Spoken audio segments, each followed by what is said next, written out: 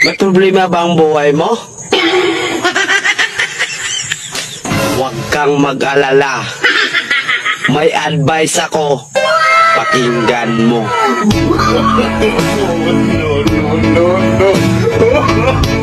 Alam nyo,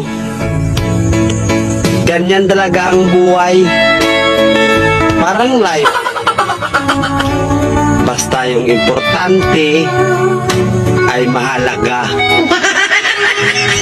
At kung saan ka masaya, dun ka happy. Basta huwag kang maniwala sa swerte. Kasi malas yun. Minsan ay sometimes. Kaya matuto tayong tumanggap ng acceptance.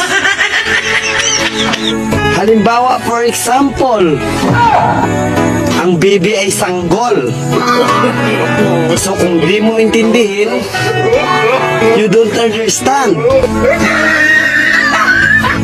Basta kaibigan, lagi mong tatandaan that wherever you go are there. At the end of the day, ay gabi na. At alam mo, walang umaga sa Japan.